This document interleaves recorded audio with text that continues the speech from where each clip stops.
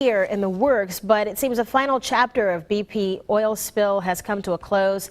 Earlier today, the Supreme Court essentially rejected BP's challenge to a multi-billion-dollar settlement, which it had argued allowed payouts to some businesses that couldn't themselves, that were misinterpreted after the disaster. Fox News Baldwin County reporter Will Robinson-Smith has reaction. The sign on his door is the last remains of Phil Colquitt's publishing company. There was a time not too long ago that you would have seen that on the cover of your local Yellow Pages. Now, not so much. After being the publisher for 15 years, that was one of the reasons that we lost our contract, because we could not make our sales objective that year. And honestly, I don't see how anybody could have made a sales objective that year.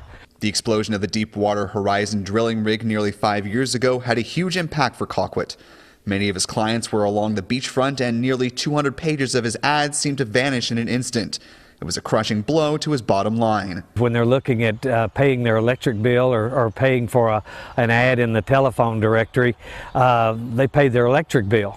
Back in 2012, claims administrator Patrick Juneau spoke in Mobile and said that there were many people who should be receiving claims under the settlement, but like Colquitt, weren't getting paid. There are a ton of claims that were declared ineligible under the prior process that, according to my reading of this settlement agreement, are eligible in this process.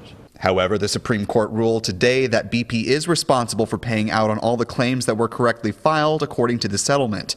It's something that both accountants who have been helping local clients and lawyers who have fought for the decision are pleased to hear. And this is one battle in a series of many that have been fought in this entire process. So we're hoping that this may be towards the end, and but yeah, I think it's definitely a positive thing. I hope that it is the end of this, attempt by BP to rewrite history, and really make them stand by their word. Stand by their contract. As for Colquitt, he hopes that it will finally mean he can get what's owed to him. I just wish the folks again at BP would just use a little bit of common sense and say, you know what, maybe we ought to take care of the people in Baldwin or South Baldwin County first, since we were the ones that were most impacted by this. In Baldwin County, Will Robinson-Smith, Fox 10 News. And the next court